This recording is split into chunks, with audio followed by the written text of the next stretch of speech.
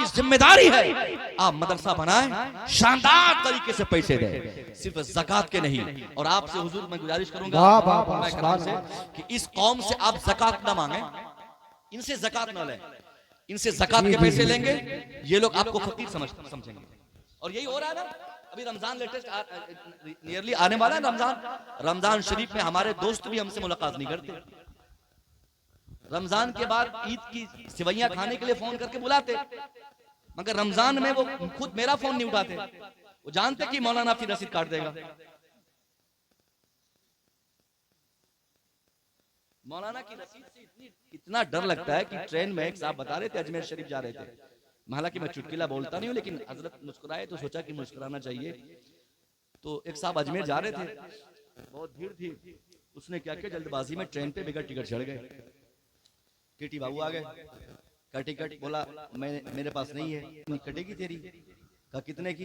बोला 1500 रुपए की पर्ची कटेगी। बोला मेरे पास तो पैसे ना हो।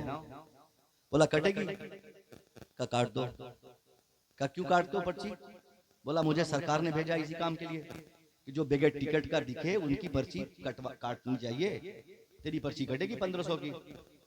तो मौलाना साहब चूंकि अजमेर जा रहे थे और अजमेर से उनको गुजरात निकलना था चंदा के लिए, रसीद और महर सब झोली में थे हजरत के। हजरत ने भी अपनी रसीद निकाल ली।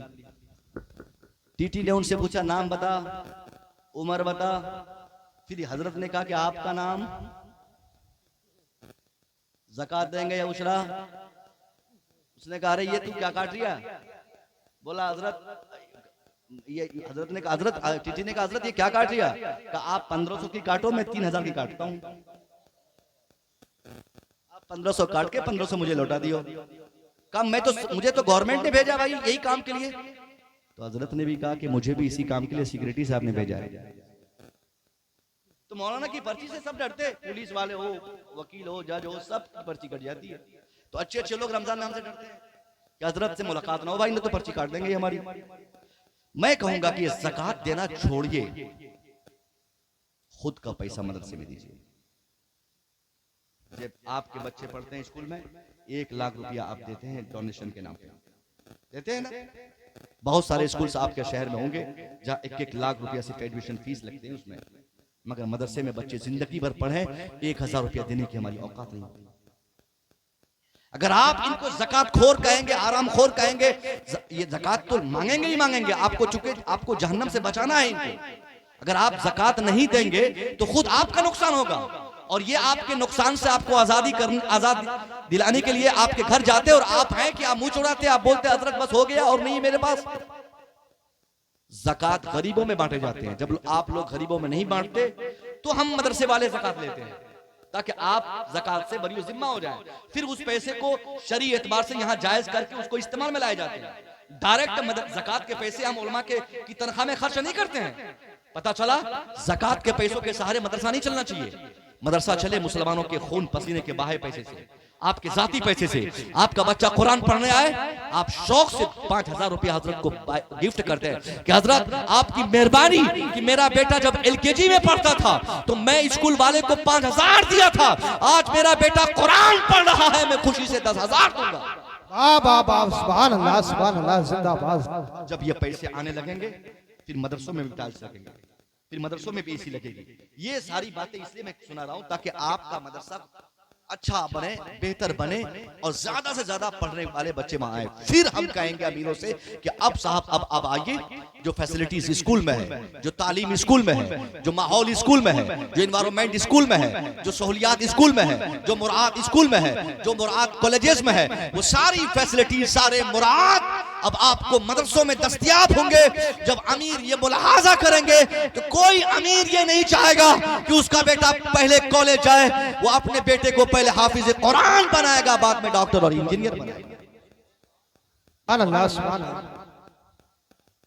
इसलिए मैं उम्मीद करूंगा कि आप भी अपने मदरसों के पीछे आप दिमाग लगाए। कुरान की तालीम पर सबसे बड़ा काम होना चाहिए, और सबसे पहली चीज तो ये साहब तालीम पर काम होना चाहिए। तालीम पर क्या काम करते हैं? मैंने कल रात इनकी मौजूदगी में एक जलसे में कहा था कि आज मुसलमान सबसे ज्यादा जो बर्बाद है, मुसलमानों की बर्बादी का एक रीजन यही भी है कि भाई आप तालीम पे काम नहीं करते, बच्चे जाहिल हो गए, हमने अपाहिज बना दिया, हमने मजदूर बना दिया।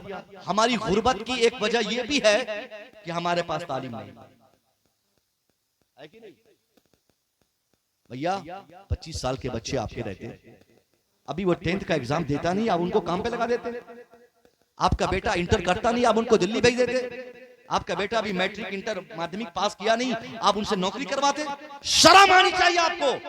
आपके नौजवान 25 साल के जिनके कांधे पर समाज की तरक्की की सारी जिम्मेदारी होती है, आपने उसे काम पे लगाकर उनकी तालीम को ड्रॉप करके आपने उनके ऊपर बहुत बड़ा जुल्म किया है। जिस कौम का मुकाबला आपसे है ना, उनके बच्चे आईएएस हैं, उनके बच्चे आईपीएस हैं, उनके बच्चे डॉक्टर्स हैं, उनके बच्चे ऑफिसर्स हैं। आपके बच्चे क्या है? मजदूर हैं। आपके बच्चे क्या है? नौकर हैं। आपके बच्चे क्या है? छोटा मोटा बिजनेस करने वाले हैं। मैं दावे से कहता हूं, अगर आपने अपने बच्चों को पढ़ाने पर तवज्जो दी तो इतनी तरक्की आपको मिलेगी कि आप मुलाहाजा करेंगे कि आपकी जिंदगी में ही सारी चीजें बिक जाए, बेच दो, मगर बच्चों को पढ़ा दो तो वो तालीम आपकी भी जिंदगी बना देगी, आपके बच्चों की भी जिंदगी बना देगी। सुभान अल्लाह, सुभान अल्लाह। आपने सुना होगा इल्म के ताल्लुक से, सिर्फ इतनी सी बात आप जानते हैं कि इल्म इस्लाम में जरूरी है, मगर एक बहुत खूबसूरत बात मेरे ज़हन पे आ रही है। जंगे बदर को मैंने बताया, अभी आप जानते हैं कि 313 हम थे और 1000 सामने वाले थे, मगर 313 को अल्लाह ने जीत नसीब की और 1000 वाले हार गए। इतनी बात आप जानते हैं। इससे आगे ना तो कभी आपने जानना चाहा, ना तो कभी हमको जनाने की तौफीक हुई, मगर आज मैं बताता हूं एजुकेशन की क्या अहमियत है। इस्लाम के पैगंबर जिस नबी ने आपको नमाज दिया, जिस नबी ने रोजे की तहरत बताई, जिस नबी ने हज और ज़कात की अहमियत पे गुफ्तगू फरमाई, उसी मुस्तफा ने इल्म के ताल्लुक से इतनी